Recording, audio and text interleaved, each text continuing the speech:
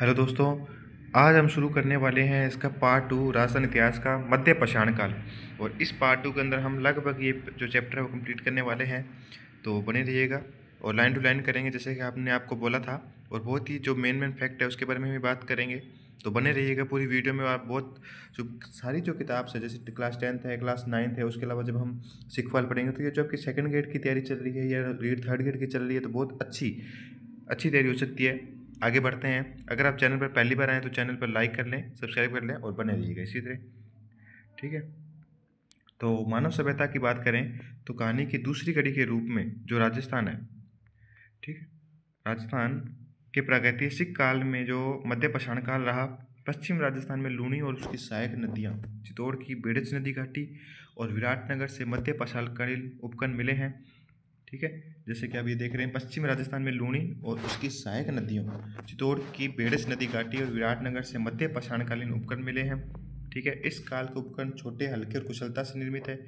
ये उपकरण jasper, agate, chert, carnelian, quartzite, कैल्सेखोनी आदि पाषाणों से बने हैं, जिनमें blade, engraver, triangle, crescent, trapeze, scraper, pointer आदि उल्लेखनीय। पत्थर के बने इन छोटे उपकरणों को माइक्रोलिथ, ध्यान रखना, क्या बोलते हैं, लघु पाषाण उपकरण कहा जाता है। ठीक है। आगे हम बात करेंगे नव पाषाण काल की। ठीक है। जहाँ से क्वेश्चन आते हैं उस पर ज़्यादा जोर देंगे। जैसे राजस्थान में जो धातु काल आएगा इस पर ज़्यादा अपने गौर करेंगे, क्योंकि ये पूछते हैं ताम्र पाषाण कौन सी है, लोह युगीन सभ्यता कौन सी है। ठीक है। तो आगे बात करेंगे उत्तर यानी नव पाषाण काल। भारत के अन्य भागों की भांति राजस्थान में भी उत्तर नव पाषाणकालीन सभ्यता का उदय हुआ। जैसे अजमेर, नागौर, सीकर, झुंझुनू, उदयपुर, चित्तौड़, जोधपुर आदि स्थानों से उत्तर पाषाणकालीन सभ्यता के अनेक उपकरण प्राप्त हुए हैं। अब बात करेंगे सबसे मेन जो इम्पोर्टेंट है। ठीक है। अब मेन है राजस्थान में धातु काल। ठीक है, ये मोस्ट इम्पोर्टेंट है, यहाँ अपने बात करेंगे। तो ताम्र पाषाण एवं ताम्र जो कांस्य काल है, ये इंपॉर्टेंट है, ध्यान रखना। ताम्र पाषाण एवं ताम्र कांस्य काल की कौन सी है। धातु काल के अंतर्गत राजस्थान के अनेक स्थानों से ताम्र पाषाण एवं ताम्र काल के अवशेष मिले हैं, जो तत्कालीन युग में राजस्थान के मानव के सांस्कृतिक विकास पर पर्याप्त प्रकाश डालते हैं। राजस्थान की ताम्रकालीन संस्कृति के प्राचीन स्थलों में गणेश्वर, अब ध्यान रखना, गणेश्वर जो सीकर में, कालीबंगा, मानगढ़ ताम्रकालीन संस्कृति के प्राचीन स्थल है, ध्यान रखना। गिलुंड, राजसमंद, आहड़ व जाडोल, उदयपुर, पिंड पाटलिया, चित्तौड़, कुराड़ा, नागौर, साबनिया व पूगल, बीकानेर, नंदलालपुरा, किराड़ोत व चीथवाड़ी, जयपुर, एलाना, जालौर, बूढ़ा पुष्कर, अजमेर, कोल, माहौली, सवाईमाधोपुर, मल्हा, भरतपुर। ध्यान रखना, हम जो ये मेन पॉइंट है, ये चैप्टर के मेन पॉइंट भी निकालेंगे इसमें से, ताकि आपको जब भी तो पूरा चैप्टर लाइन वाइज पढ़ा रहे हैं, उसके बाद में इसमें से क्या निकालेंगे, मुख्य बिंदु निकालेंगे। उस मुख्य बिंदु पर एक वीडियो देंगे छोटी, ताकि आपको एक चैप्टर मुख्य मुख्य बिंदु याद रहे। उसके बाद में इसकी एक शॉर्ट वीडियो बनाएंगे जिसमें शॉर्ट नोट्स होंगे। तो मतलब एक चैप्टर को इतनी अच्छी तरीके से करवा देंगे कि आप खुद कहेंगे कि वास्तव में आर एस वाला मास्टर जी तो आर एस वाला ही है। ठीक है। मेन ये हो गए। ठीक है। मेन कौन कौन से थे, ध्यान रखना आपने भी। अपने पास जो ये मेन है वो यहाँ से चालू होते हैं, ताम्रकालीन संस्कृति के। ठीक है। ये वाले जो अपने पास दिए हुए हैं, ध्यान रखना यहाँ से। ठीक है। अब आगे बात करते हैं लोह काल। ताम्र और कांस्य काल के पश्चात जो लोह का ज्ञान है, ठीक है, लोहे का ज्ञान और उसका प्रयोग मानव इतिहास की युगांतकारी घटना थी। इसने कृषि उपकरणों, हथियारों की गुणवत्ता को बढ़ाकर सारे परिदृश्य को ही बदल दिया। राजस्थान में लोह युग कौन कौन सा ध्यान रखना, नौ लोह बन गए। जोधपुरा, जयपुर, सुनारी, झुंझुनू और रेटोंक आदि स्थानों से लोह संस्कृति के अनेक हथियार उपकरण मिले हैं। नौ से प्राप्त लोहे के अवशेष भारत में लोह युग से आरंभ होने की सीमा रेखा निर्धारित करने के महत्वपूर्ण स्रोत हैं। और जोधपुर तथा सुनारी से जो लोह की गलाने की भट्टियाँ मिली है और अस्त्र शस्त्र मिले हैं तथा उपकरण बनाने के कारखाने के अवशेष मिले हैं। रेड को तो लोह सामग्री की प्रचुरता के कारण प्राचीन राजस्थान का टाटा नगर कहा जाता है। अब मोस्ट इंपॉर्टेंट जो पॉइंट आप देखो, अब अपन बात करते हैं मोस्ट इंपॉर्टेंट पॉइंट की। ठीक है। मोस्ट जो इंपॉर्टेंट पॉइंट है देखो, जोधपुर और सुनारी से लोह गलाने की भट्टियाँ मिली है। ठीक है। तो कहाँ से, तो ये जोधपुर सुनारी मोस्ट इंपॉर्टेंट है। जोधपुर और सुनारी से तो लोह गलाने की क्या मिली है, भट्टियाँ। ठीक, थोड़ा सा देख लेना। और अस्त्र शस्त्र के जो है ये उपकरण मिले हैं। और रेड टोंग को क्या बोलते हैं, प्राचीन राजस्थान का टाटा नगर। यहाँ पर सबसे ज़्यादा अगर लोह सामग्री की प्रचुरता है तो वो कहाँ है, रेड में। ठीक है। अब आगे बात करेंगे अपने, आगे चलते हैं। लोह काल के पश्चात भारत के अन्य भागों में भांति राजस्थान में भी स्लेटी रंग की जो चित्रित मृदबांड है संस्कृति, जिसे बोलते हैं PGW, पेंटेड ग्रे वेयर का उदय हुआ। इस संस्कृति के अवशेष विराटनगर व जोधपुर, जयपुर, सोनारी, नौ आदि स्थानों से मिले हैं। इस संस्कृति का उदय लगभग 600 ईसा पूर्व में हुआ था। इसके पश्चात भारतीय इतिहास के साथ राजस्थान के इतिहास का भी ऐतिहासिक युग आरंभ हो जाता है। तो कौन कौन से? PGW यानी पेंटेड ग्रेवेयर, स्लेटी रंग की चित्रित मृदमान ध्यान रखना, ठीक है। ये पॉइंटेड नहीं है, मेन है ये जो चार लोह काल के चार कौन कौन से थे? एक तो जोधपुरा, जयपुर, सोनारी, झुंझुनू, दोनों से क्या मिले हैं? अस्त्र शस्त्र मिले और गिलानी की भट्टियाँ मिली है। रेड टोंग सबसे ज़्यादा लोह सामग्री मिली है, इसलिए प्राचीन राजस्थान का टाटानगर कहा जाता है। और 9 भरतपुर, 9 लोह, ठीक है। बाकी सारे कौन से हो जाएंगे? ताम्र संस्कृति हो जाएंगे। तो मोस्ट इंपॉर्टेंट है। आगे बढ़ते हैं। अब राजस्थान की प्राचीन सभ्यताएं अलग अलग वाइज बढ़ेंगे अपने, तो लगातार पढ़ते जाएंगे। मेन मेन पॉइंट होगा, उसको नोट डाउन कर लेंगे, ध्यान रखना, ज़्यादा टाइम नहीं लगाएंगे।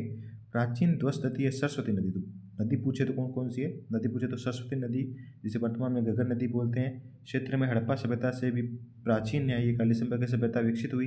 राजस्थान के हनुमानगढ़ जिले में स्थित यह सभ्यता आज से 6000 वर्ष से अधिक प्राचीन मानी जाती है। इस स्थल का कालीबंगा नाम यहाँ से खुदाई के दौरान प्राप्त काली चूड़ियों के कारण पड़ा है, क्योंकि पंजाबी भाषा में बंगा का अर्थ होता है चूड़ी।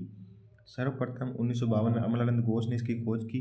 उसके बाद 1961-62 में बीबी लाल और बीके थापर आ गए, जिन्होंने उत्खनन कार्य प्रारंभ करवाया। उत्खनन में इस सभ्यता के 5 स्तर सामने आए हैं, प्रथम 2, ठीक है। ये मैंने लाइन वाइज पढ़ा है, इसमें से जब फैक्ट निकालेंगे उसकी आपको अलग वीडियो मिल जाएगी, ठीक है। तो बने रहिएगा इस चैनल पर। पहली बार चैनल पर आए हैं तो प्लीज़ चैनल को लाइक, शेयर और सब्सक्राइब करिएगा, ठीक है। उसके बाद में हड़प्पा सभ्यता से प्राचीन है कुछ तरह के, पहला और दूसरा। वहीं तीसरे, चौथे और पांचवें स्तर की सामग्री हड़प्पा सभ्यता की सामग्री के समान और समकालीन है। इस आधार पर कालीबंगा की सभ्यता को 2 भागों में बांटा गया, प्राक हड़प्पा सभ्यता और हड़प्पा सभ्यता। कालीबंगा सुव्यवस्थित रूप से बसा हुआ नगर था। मकान बनाने में मिट्टी की ईंटों को धूप में पकाकर प्रयुक्त किया जाता है, ध्यान रखना, ये क्वेश्चन पूछा जाता है। मकान बनाने में मिट्टी की ईंटें प्रयोग की गई थी। उत्खनन से प्राप्त मिट्टी के बर्तन हैं, उनके अवशेष पतले और हल्के हैं, उनमें सुंदरता और सुडौलता का भाव है। बर्तनों का रंग लाल है, जिन पर काली और सफेद रंग की रेखाएं खींची गई हैं। यहाँ से जुते हुए खेत के साक्ष्य मिलते हैं। ऐसा अनुमान है कि लोग एक ही खेत में कितनी फसल लगाते हैं? 2 फसलें उगाते थे। कालीबंगा से मिले कब्रिस्तान से यहाँ के निवासियों की समाधान पद्धतियों, कौन सी पद्धतियाँ? समाधान पद्धतियों की जानकारी मिलती है। साथ ही एक बच्चे के कंकाल की खोपड़ी में 6 छिद्र भी मिले हैं, जिसे मस्तिष्क शोथ बीमारी के इलाज का प्रमाण माना जाता है। यहाँ से प्राप्त खिलौना, बैलगाड़ी, हवन कुंड, लकड़ी की नाली व बेलनाकार मुहर का हड़प्पा सभ्यता में अपना विशेष स्थान है। यानी बैलगाड़ी मिली है, हवन कुंड मिला है, लकड़ी की नालियाँ हैं और बेलना। ध्यान रखना, नालियाँ कैसी है? लकड़ी की हैं, और मकान कैसे हैं? मिट्टी की ईंटों के। मोस्ट इंपॉर्टेंट पॉइंट, ठीक है। आगे चलते हैं, ठीक है। अब आगे आहट सभ्यता, दूसरी सभ्यता कालीबंगा के बाद अपने पास कौन सी आती है? आहट सभ्यता। कौन सा शहर है? उदयपुर शहर है। नदी कौन सी? आहट नदी है। आहट नदी के पास उत्खनन के स्वरूप 4000 वर्ष पुरानी पाषाण धातु युगीन सभ्यता का अवशेष सामने है। यह सभ्यता टीले के नीचे दबी हुई प्राप्त हुई थी, जिसे धूल कोट, यानी धूल यानी मिट्टी का टीला था, उसके नीचे ये सभ्यता मिली, इसलिए धूल कोट बना। 1953 में अक्षय कीर्ति व्यास एवं उसके बाद रतन चंद्र अग्रवाल और HD सांकलिया के निर्देशन में उत्खनन कार्य करवाया गया, ठीक है। इस सभ्यता के लोग मकान बनाने में धूप में सुखाई गई ईंटों व पत्थरों का प्रयोग करते थे, जैसे अपनों ने अभी किया था कालीबंगा में। आहट के लोग अपने मृतकों को गहनों आभूषणों के साथ दफनाते थे, ध्यान रखना। इसीलिए मृत्यु के बाद भी जीवन की अवधारणा का समर्थक होने का, जीवन की जो अवधारणा यहाँ से मिलती है, क्योंकि यहाँ पर गहने और आभूषण दफनाए गए थे। तो गहने और आभूषण जब बाहर निकले तो इसका मतलब लोग भी थे। उत्खनन में मिट्टी के बर्तन सर्वाधिक मिले हैं, जो आहट को लाल काले मिट्टी के बर्तन वाली संस्कृति का प्रमुख केंद्र सिद्ध करते हैं। आहट का दूसरा नाम ताम्रवती नगरी मिलता है, क्योंकि यहाँ तांबे के औजारों एवं उपकरणों के अत्यधिक प्रयोग के कारण रखा गया होगा। उत्खनन से प्राप्त ठप्पों से रंगाई छपाई व्यवसाय के उन्नत होने का अनुमान भी लगाया गया, ठीक है। अब आगे बढ़ते हैं गिलुण सभ्यता की ओर।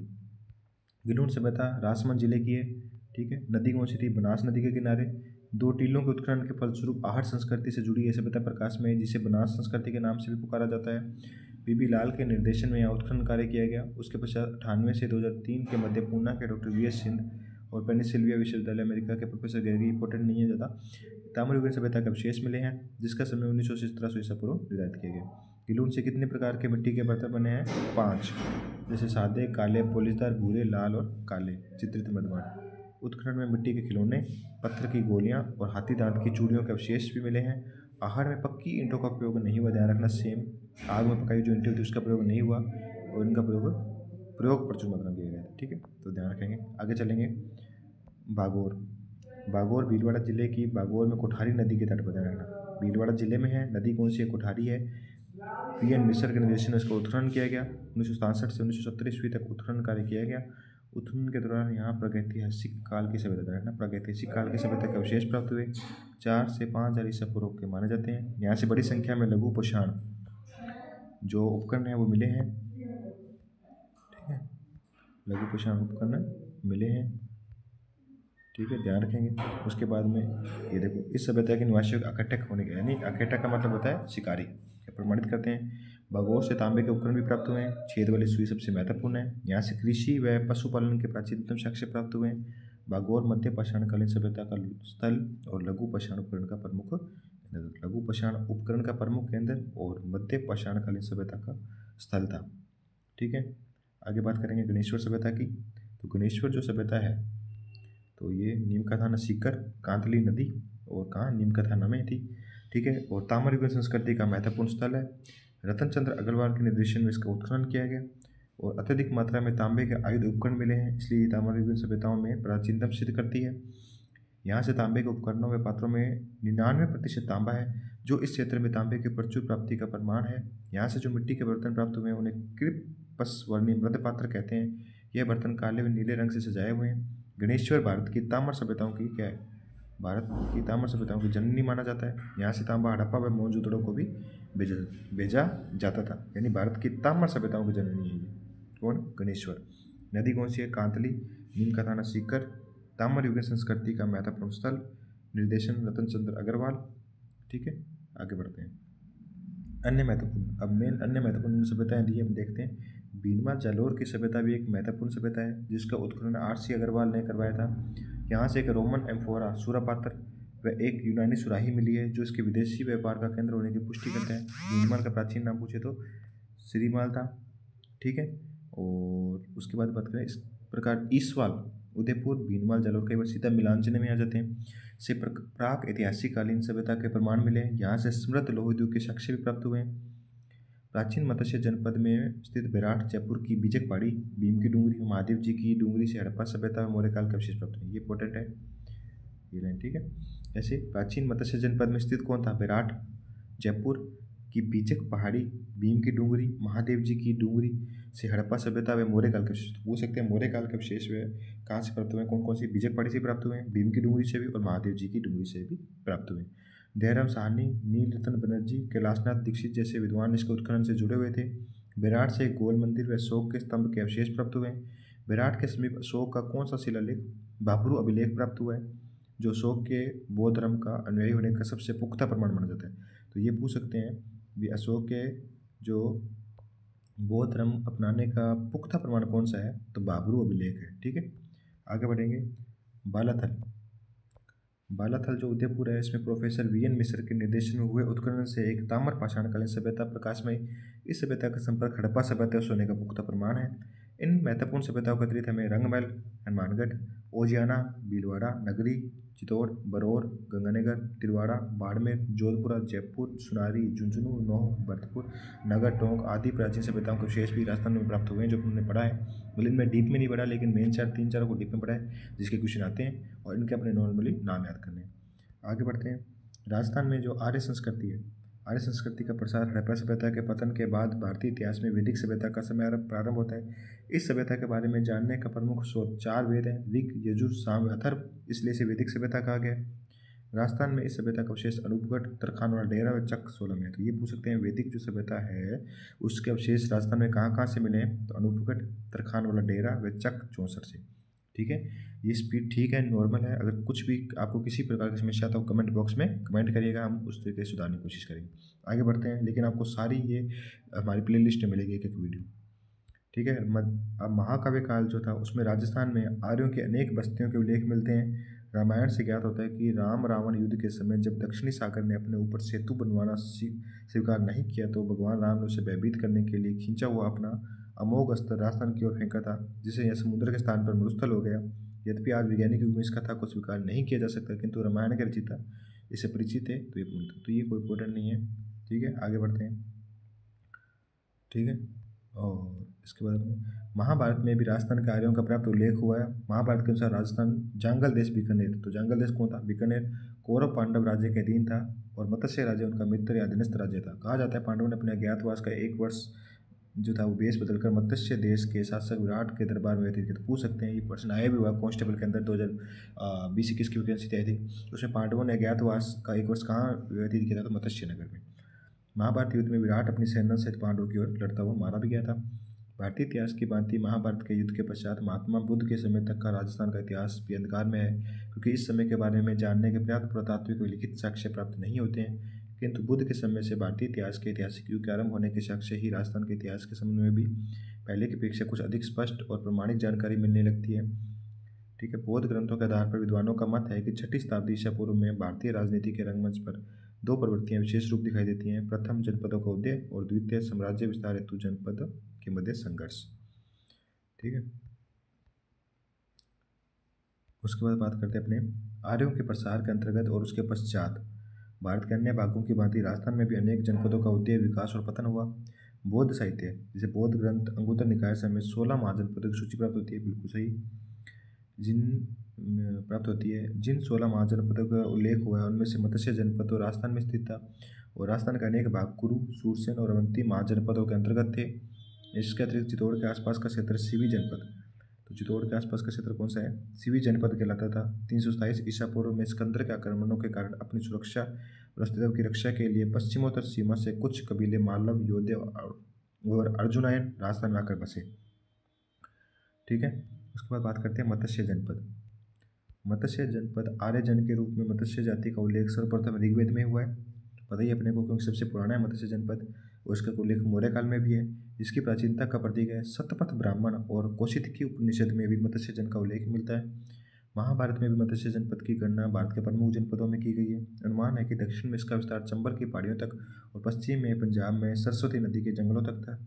इस प्रदेश में आधुनिक जयपुर, अलवर, धौलपुर, करौली और भरतपुर के कुछ भाग सम्मिलित थे। महाभारत काल में मत्स्य जनपद का शासक विराट था, जिसने जयपुर से 85 किलोमीटर दूर विराटनगर यानी विराट बसाकर उसे मत्स्य जनपद की राजधानी बनाया।